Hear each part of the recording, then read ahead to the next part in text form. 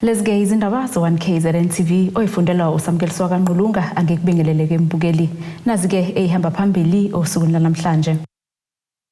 Bavelile Abasolwa Ngezibhelu Nokutapa Umntwana Usimakade uzongeniswa Esibayeni kusasa kanti aphikisayo aphawula ngonobhala omusha we-ANC.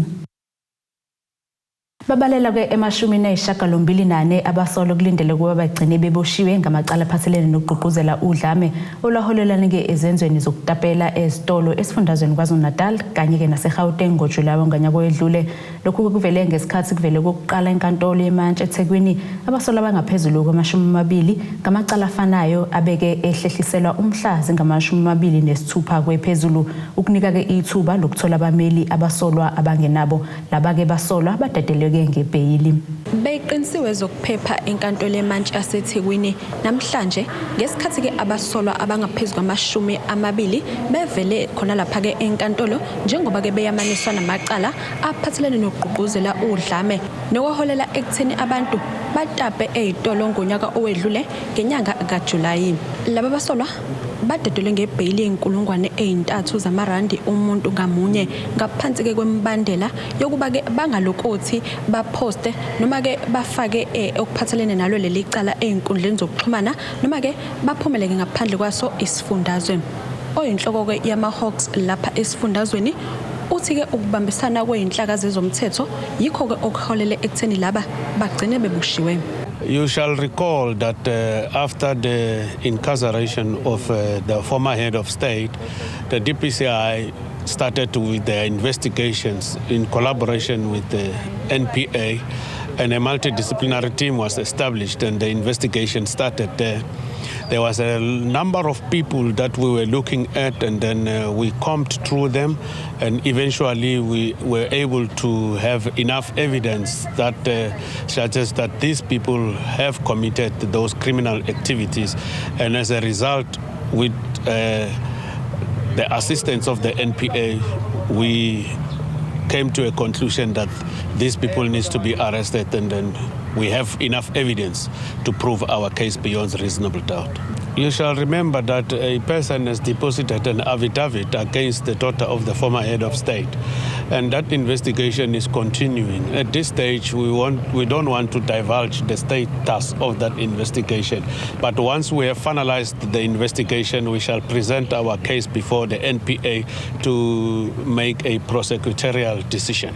Uzokhumbuleka ukuthi igameko zokuyitapela zaholela ke ekutheni kudlule emhlabeni inqwaba yabantu endaweni ezifana nasePhoenix, isiChatsworth, ikhona lapha eThekwini kanye ke nakwezinye izindawo eGauteng.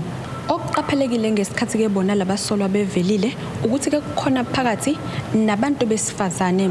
Ngesikhathi ke ijaji lihlehlisa lona ke leli cala likubalulile ukuthi ke njengoba kukhona abanye abangakabi nabo abameli livumela ke bona ke ukuthi bakwazi ukuthola abameli. Okunye ke okuphinde kwavela ukuthi ke kukhona ke umsolwa oyedwa odlulile emhlabeni kwathi ke omunye oyedwa yena wadedelwa ngesixwayiso njengoba ke enomntwana omncane. Okhulumela iNPA esifundazweni uNatasha Khara uthi ke kulindeleke ukuthi ke kuphinde kuboshwe inqwaba yabantu njengoba bebaleka ku-84 abazoboshwa. They appeared on charges of incitement to commit public violence, incitement to commit arson, as well as conspiracy to commit public violence. The bail was set at R3,000, and the matter was remanded to the 26th of August 2022. As advised, the charges do relate to the incidences of looting and public violence that took place in parts of KZN during July last year. The prosecutor did advise in court that more people are expected to appear in court during the weeks to come. Babili abasolwa okubikwa ukuthi baqhamuka eMgungundlovu kanye ke nongumholi eqendini le-ANC. Icala laba lihlehleleke umhla zingama-26 kwephezulu. Endabeni ze-1KZNTV kube kuntombi khona Mvubu eThekwini. Lo ke okhulumela indlunkulu kaZulu ohlangothini lwesekwa Umntwana Usimakade esihlalweni sobukhosi kwaZulu Umntwana amandla kapheli Zulu uthi ke konke sekumngomumo malungana nokungeniswa Esibayeni kukaMntwana Usimakade okulindele kube kusasa esigodleni eNyokeni kwaNongoma enyakatho nelikaMthaniya. uMageba uthi uyothe ephume Esibayeni Umntwana Usimakade bazobe sibeqala bekhuleka bethi kuye bayede uyobeke sekuchaza ukuthi ke useyisilo. Umntwana Usimakade Zulu ulizinyane elidala unawo wonke awesilo esandana kwebuza umdlokombane. Unina akachanguzanga nezulu eliphezulu kepha kukhuliswe ngumntana enkosi kaDlamini esigodlweni kwakhangela amankengane kwaNongoma okuyisigodlo esilikhaya lesilo uMisuzulu. Emva kokukhothama kaMdlokombane ihlukane phakathi indlunkulu kaZulu ngokumela ngene ngehlalweni sobukhosi kwavela igama likaMntwana Usimakade nelesilo uMisuzulu osekhishwe ngisho kwincwadi evela kumengameli wezwe egunyaza ukuthi akagcotshwe kulesi sihlalo impela simfanele. Nakuba kunjalo bese kuMntwana Usimakade abakalugoba uphondo njengoba bezomngenisa Esibayeni esigodlweni enyokweni kaNongoma kusasa lokho kusayo. Osukwini lakusasa indlunkulu ke iyenza umsebenzi omkhulu owoqala okukhipha umdlokombane emabuthweni ugezwe isihlalo bese kuba umsebenzi wokufaka uMntwana Usimakade Esibayeni. Akazifaki ufakwa indlunkulu. Asikuphambasa ngoba into esemqoka abantu afanele bayazi. Umuntu akaqhamuki eseyinkosana noma eseyingonyama uqala ube inkosana egcekeni kweni bese indlunkulu ikwethula esizweni ukuthi nansi inkosana yenu ngoba ingonyama inkosana yesizwe kaZulu wonke. Ngakho ke ngikholwa ukuthi indlunkulu ihambe zonke izigaba nemisebenzi yonke yegceke nemisebenzi yesizwe ngoba imisebenzi elena yokukhupha omdala ingonyama ayinamndeni kahle hle ingonyama ingeyeno. Ingakho kwezinye igaba kubekwa nomntwana omkhulu ukuthi abe uyise phe kwengane zayo ngoba ingonyama iwumnikelo wesizwe isiqu esiphakathi kwesizwe nomveli inqangi. So ngakho ke yonke ke lemisebenzi seyenziwe lene siyenzayo yokuyiphetha njoba indlunkulu yayimisile igama likaMntwana Usimakade isimfaka Esibayeni ukuphelisa lokho. Siyaqonda ukuthi kuneyinselelo ezikhona zohulumeni nani kodwa mase sibuyele esigabeni somthetho umthetho uqala ekhaya aqala uhulumeni aqala ngaphandle uqala emndenini lokho kuthiwa royal family lokho esikubiza ngendlunkulu. Umagebo omkhulu uthi ke ngalomcimbi wakusasa kabahambeli phambili umcimbi ongeniswa kwesilo uMisuzulu Esibayeni ozokuba ngesabatha elizayo. Lokho kuthe kuvela besivele sinenhlelo zethu ebeyiqhubeka nje futhi ezihamba kahle asihudwa umuntu asijahwa umuntu indlunkulu akekho ngayijaha ngoba lokho ekwenzayo yenza into yayo elokhu yaqala yenza ngesineke imisebenzi yayo noma abantu bethi kuthina nakho sekwenzeka ukuthi usibanibani usethena cha thina asilawula usibanibani asilawula ukuthi kwenziwani senza lokho kufanele sikwenze njengendlunkulu okuthi nakusasa izukulwane nezolandela uma kukhothama ingonyama nezingane zethu nezizukulwane zosala sikuqophile ukuthi indlela ihamba la njengoba nathi sifunda kwabangaphambi kwethu sithi mndeni wakwaNdwandwe yini enanikhona kwenziwa njani but hayi indlela ihamba la kwenze ukuthi nokuthi anikwenzi lokhu ningakakwenza ukuthi ngoba asibhuduzeli ngoba kukhona abasixoshayo asinayo inhloso kodwa sinenhloso yokuqala eyokuhlonipha umdlokombane eyesibili yokuhlonipha uZulu njengesizwe. UZulu uthi ke kunabathile abaphehluzo athi komkhulu kepha unethemba lokuthi ngelinye ilanga bayontongela eshungwini linye njengendlunkulu kaZulu. Kunabantu abagoqoza indlunkulu akuyona into yamanje indlunkulu ayigoqozwa ngamanje njoba igovuzwa bayenze ngesikhathi sobaba nobabamkhulu ukuthi indlunkulu mayihlukene phakathi benzela ukuthi bayilawule. Thina njengesizukulwane samanje impesi kuyona lesibhekene nayo ukulwa nabantu abagoqoza indlunkulu abayigovuzayo ngoba uma beyigovuza benzela ukuthi ihlukane phakathi bese ibhekana ngeziqo zamehlo bese befeza lokho abafisa ukufeza nabakade beqala ukufeza ngoba indlunkulu iqiniso ibanjwe ngamankwahla ibanjwa ngabantu ngoba befisa ukufesa inhloso zabo esingazaziyo ezinye nesizaziyo. Ngakho ke sinalo ithemba ngoba angikusho lokho abantwana bakwakhangela amazinyane esilo lezo ondlunkulu honina lapho angeke kujike lokho ekugcineni singumndeni fanele sihlale phansi sibuyisane sikhumelana umlotha sivale eminyango kwagogo ejuba angangeni umuntu wangaphandle ngoba iqiniso limsulwa umsindo sendlunkulu ubangwa abantu abaqhamuka ngaphandle. Kanti ngokwesitatimende esikhishwe kuNdunankulu kaZulu inkosi uMangosuthu Buthelezi, inxusuzulu wonkana kuba ungadideki ngalokhu wachaza lo mcimbi wakusasa enyokeni njengamawongowongo nje, wathi umcimbi okuyiwona wangempela ngozokuba sesigodlweni kwakhangela amankengane ngesabatha elizayo bese kulandelwa ngomkhulukazi wokugcotshwa kwesilumisuzulu ozokuba senkundleni Moses Mabhida eThekwini. Ezindabeni ze1KZNTV kube kuphilana kaMzimba uyidelela bafokazana kaCebekhulu ngise14 eRichards Bay. Amaqembu aphikisayo ngaphansi kwamasipala iGreater Kokstad uthi-ke nakuba zikhona ezinye izinto ebebuye bengajabuli ngazo ebezenzeka kulo masipala, kodwa-ke sebesebenze kahle noBheki Mtolo owasula-ke kulesi sikhundla emva kokukhethwa kwewaba unobhala we-ANC kulesi sifundazwe. Lamaqembu-ke asho lokhu kulandela ukuthi-ke ithimba lihambele kule ndawo ukuyobheka nje intuthuko yomphakathi yenziwe uMtolo emva kokuba imeya kusukela ngo-2016.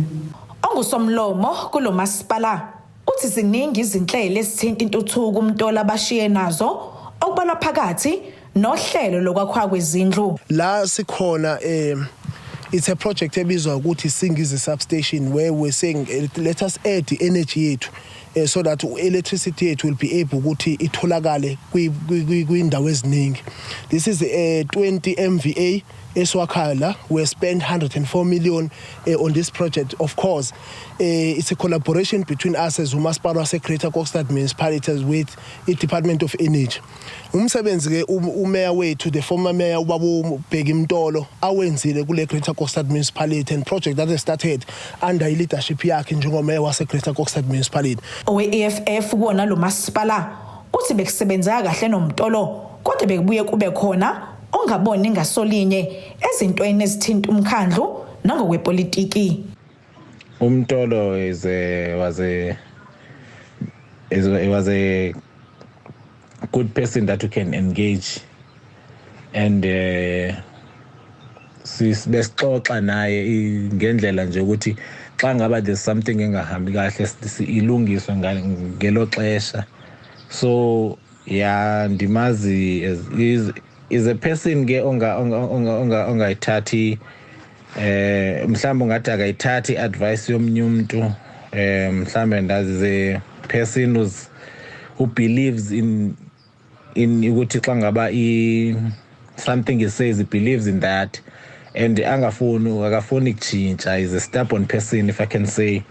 Owe-DA uthi yena abaneme ngoMtolo njengoba kumanje kunophenya abalenzayo ngokwakhiwa kwenkundla ezemidlalo abasola ukuthi kwadliwa imali ngayo. The DA in Kokstad is currently leading an investigation into Jim Payne Sports Complex, a project that has robbed our town of advances.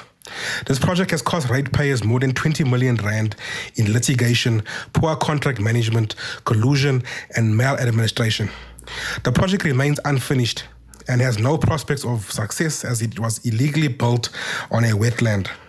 Many SMMEs and contractors have benefited from this project, while residents had to endure poor services and living conditions. Umtolo wasula ngenyanga edlule emva kokuqokelela esikhundleni sokuba nobhala njengoba sesebenza ngokugcwele kulona leli hhovisi. Kodwa Sibisi ngiseKokstad. Asike siye eTolo ke sobuya siqhubeke nazo indaba zethu.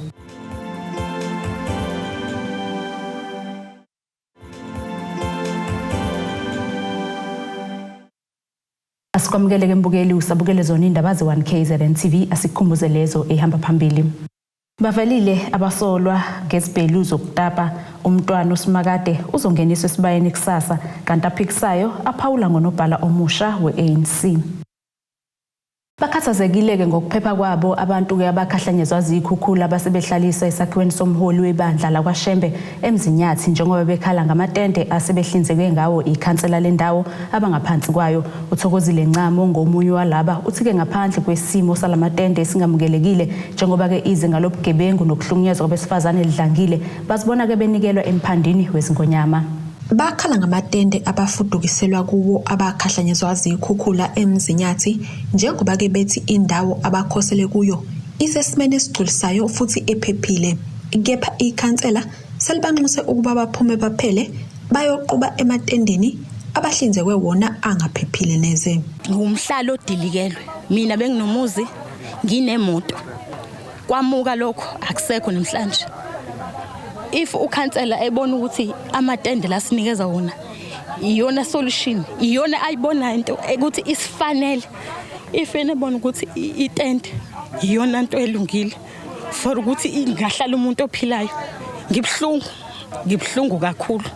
La ematendeni kuzile abantu banezingane ezincane, sinengane sinezizalelwe emahholo, jasihlele holo nje. Kunengane engicathi iqeda inyanga oyisiqedile, enye isenamasonto. Ingane ingaphila kanjani etendeni? Ingane engena even ngishinyanga ingahlala kanjani ingane etendeni elishisayo elingakhiwa?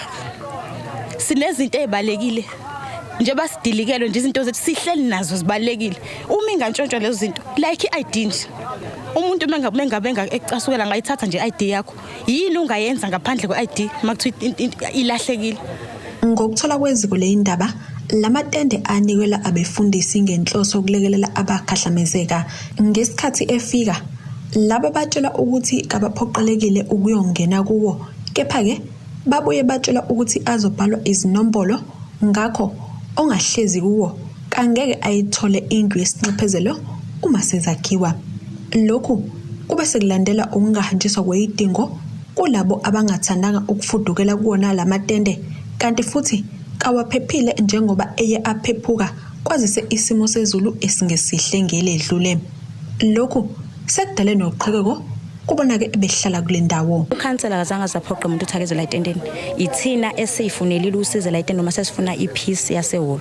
Sifuna ukuthi ukukhululeka and sikhululekile nje basila akho msindo theni siuzwayo, sikhululekile nje si-free. So ke bathanda ukuhlala enzansi, thina siyathanda ukuhlala etendeni, soqhubeka hlala etendeni ngoba ayikho inkinga esasinikezile. Ine number itende. So leya number izolinka kwindlu yakho ozoyithola kuhulumeni. Of which uma unalo itende ukhathi umxhaso wakho nawe awunawo.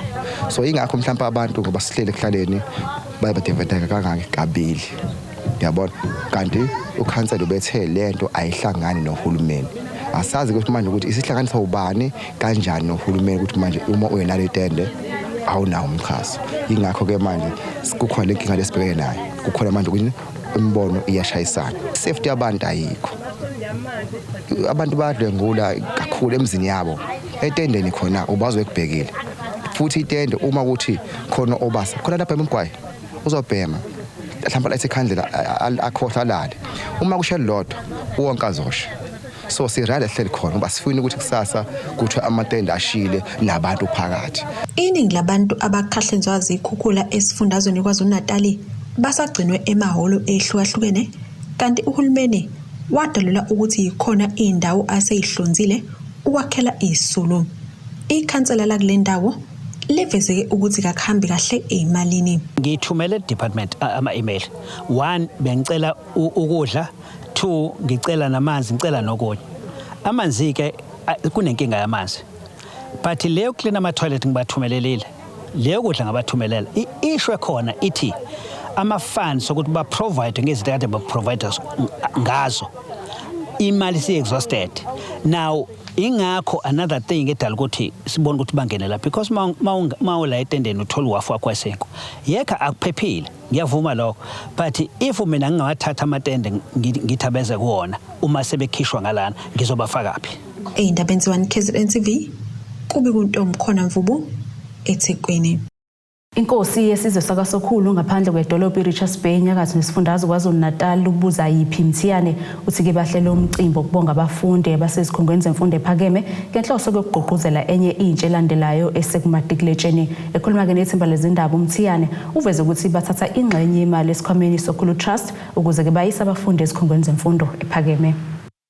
Kubungazwe intsha esuka ngaphansi kwesizwe sakwaSokhulu ngaphandle kwedolobha iRichards Bay emcimbini obuhlelwe inkosi yakule ndawo. Lapha kulomcimbi konyeliswe intsha iphase ematikuletsheni ngonyaka odlule nesisezikhungweni zemfundo ephakeme. Kanti inkosi uMthiyane ithi yenze lokhu ngenhloso yokugqugquzela nenye intsha eyenza umatikuletsheni kulonyaka. Sinesikhwama ke la ngaphakathi esibizwa kuthiwa iSokhulu Trust. Lesi sikhwama lesi isona esisiza abafundi. Sine allocation ka 65%, 65 plus. Obekelwe nje abafundi ukuthi mabenze kahle sikwazi ukuthi beqhubeke emavasithi be-university beyofunda imfundo ephakeme.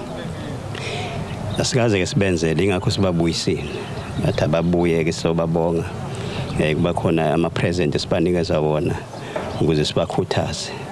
Lokho sikwenzele ekuthenini nalaba abenza o-grade 11 umanje noma no-grade 12 abakhona bekwazi ukukhuthazeka.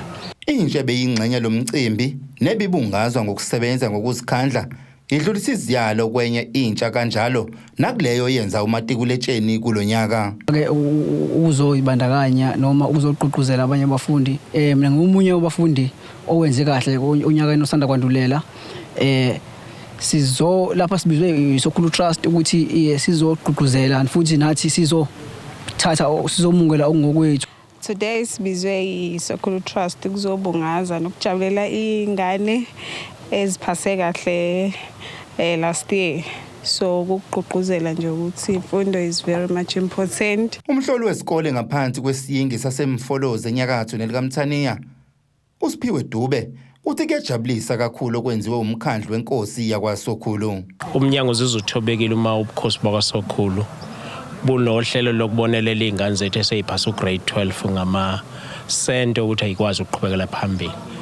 Kuzo sisiza ke ngoba njengoba bekwenza ku-August yes ezinye seyihambile but kwakha isithombe esihle izingane zethu ngoba emavikini ambalwa izobe ihlala ibhala lela ama-common test for half yearly exam. Kanti lapha kuphinde kwabongelwa nezikole ezenze kahle zakule ndawo nakwimphumela kamatikuletsheni yangonyaka odlule. Lezi zikole ziphinde zathola nezipho ezingamafriji. Ezindabeni ze-1KZNTV kubikuthi abantu maphumulo kwaSokhulu. Ngenxa yokwanda kwezigameko zokuhlukunyezwa kanye nokubulawa kwabantu besifazane endaweni yaseMzumbe ogwini oluseningizimu lesifundazwe KwaZulu-Natal niyaba-ke ngenye yezindawo esifundazweni eyaba nesibalo esiphezulu sokutholakala kwabantu besifazane bebulewe. Unobhala kwabefundisi kumkhandlu Mzumbe Interfaith uMosamnguni uthi-ke bathatha igxathu lokubamba umkhuleko banxenxe umdali angenelele kulesi simo ababhekene naso. Ekhuluma-ke neziko lezindaba uMnguni uthi-ke babamba umkhuleko ngenyanga besifazane ukuzama-ke ukukhuthaza ukuvikelwa kwabantu besifazane ekutheni-ke bengabi yizisulu zokuhlukunyezwa. Indawo yaseMzumbi-ke yabasematheni ngokulahleka kwabantu besifazane bese betholakala bebulewe. Lezi zigameko zihlalise ebhojozi umphakathi wakule ndawo kwathinteka nabezenkolo ukuthi basukume babhukule. Unobhala kumkhandlu abefundisi Mzumbe Interfaith uMosamnguni uthi bathatha igxathu lokubamba umkhuleko kule ndawo ukuzama unqanda lesi sihlava esibonakala sidlondlobala. Umkhuleko wamabandla wonke ahlangene. Inhloso yomkhuleko ke ukuthi siyabuka la abantu besifazane ngendlela ababulawa ngayo nabantwana ngendlela ababulawa ngayo futhi zike zabakhona igameko enjengalezo la sithola khona abantu besifazane bebulewe into nje eyakuyaduma kakhulu impela sibathola bebulewe ngale ngakwaSmith. Lokho kwasinyazi kakhulu singabefundisi singabahlali futhi akusiphathanga kahle lokho. So ingakho sizibopheze ekutheni abantu besifazane masibavikele ngazo sonke isikhathi. Umnguni uthi banazi izinhlelo lapho befundisa khona amadoda nabafana abancane indlela yokuziphatha nokubakhuthaza ekutheni bavikele abantu besifazane. Sinalo uhlelo olunjengalelo lokuhlanganisa amadoda la sokusibuza khona ukuthi inkinga yendoda ikephi ngempela. Mhlasimbe indoda ingakwazi ukuchaza ngoba awukwazi ukuthi ungafike ushela intombi uyishade emva lokho usuyayibulala futhi. So kubalekile ukuthi abantu besifazane bavikeleke. Sinawo lama programs kanjalo ukuthi sihlangane namadoda, sihlangane nabafana ukuthi mawumfana iyiphi into efathu indima efathu uyidlala, mawuyinsizwa iyiphi indima efathu uyidlala, nanokuthi bazi nje umuntu wesifazane uyahlonishwa. Omunye womama obayingxenye lomkhuleko uthi bathokozile kakhulu ukuthola ithuba lokuzotshela abantu besifazane ukuthi abayeke ukufela ngaphakathi kodwa bakhulume uma bebhekene nokuhlukunyezwa. Thina njengabantu besifazane enyangeni yabo mama ibalulekile lenkonzo kakhulukazi thina njengomama sithi omama bakhulume, omama baphumele obala. Uma ehlukunyezwa umama akaphumele obala atshele umhlaba ukuze umuntu ohlukumeza umuntu wesifazane athole indawo yakhe emfanele. Ezindabeni ze-1KZNTV kubikuza Amando Sicele ngiseMzumbe. Asiphinde siye ezitolo sobuya siqhubeke futhi nendaba zethu.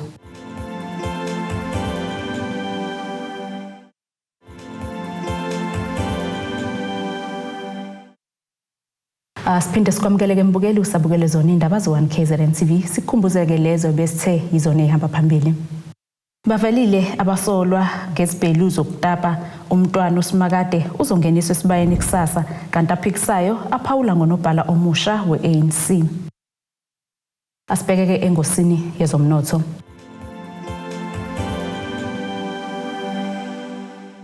Irandi lakuleli lu-16.22 maqhathaniswa nedola laseMelika libo 19.74 maqhathaniswa nopondo waseBritain libo 16.71 maqhathaniswa ne-euro lase-Europe igolide lona libo $1,790.38 ounce kuthi olungahluzwe wona ube $99.60 umphongolo. Ake sibhekeke engosini yezemidlalo.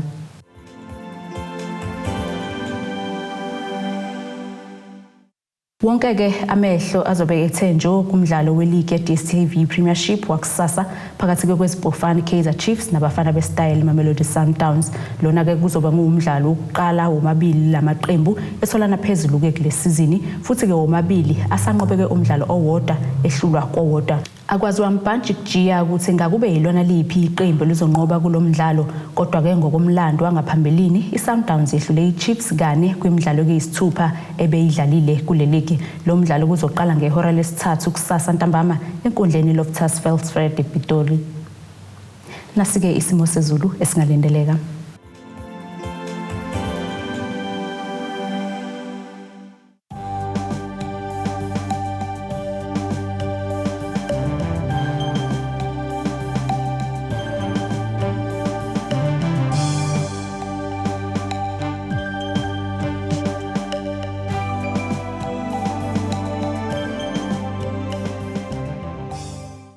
Bukelekeze yaguqa bese kuphathele zona osukwini namhlanje mina nawe sihlangane futhi ngesikhathi esilandelayo sale kahle emakhaya.